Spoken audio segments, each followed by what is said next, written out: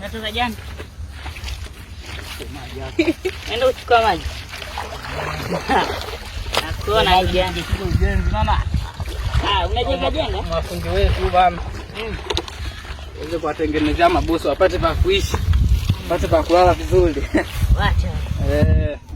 Vizuri sana. Najua tuna sisi wajenzi. Unafuafua hapa. Natoka jana. Ni salama kabisa. Ndio. Naamka salama kabisa. Tuna afya. Napumua tu hapa sisi. Sasa sister. Kuna ujumbe. Ujumbe gani? Na ujumbe kidogo nimepewa nifikishe sehemu mahali. No. Kwani hivi unakumbuka jana tulipokutana ile maeneo ya Zanati? Jana mimi nilikuwa natoka hivi na rafiki yangu. Kuna mtu nilikuwa naye tulipishana na yeye. Kope tulipopishana pale. Ile tulikuwa naye. Yaani anasema sio siri, yaani tukoi na kiundani zaidi. Anagozimia. Yaani kusoja mtajao. Asa mimi ananizimia kweli. Ananiambia ametokea kupenda ni kwa pale. Ni hata sijampenda. Hapana, mimi nione kama vile ujumbe tu, nisine kama vile maconnection tunalikuwa wajumbe, kwa sababu wajumbe wagawa wao.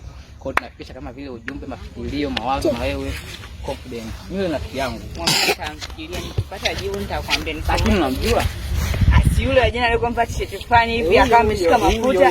Huyo rafiki yangu huyo. Yaani huyo ndo rafiki yangu mwanangu. Ndio maana nikwambia hivi, nikipata jibu nitakupatia, nisipopata basi. Hamna. Yule jamaa yuko fresh tu. Yule jamaa waga mtabikage, si unajua tena. Hamna, sema nini? Ndagana labda unatoka huko ambapo yani maana connection zote ni mimi hapo ndo kufika kwanza kwake. Maana yake hata yeye akitaka kufanya kitu mpaka nifikishie kwanza kwangu ndo lije kama usika maalum.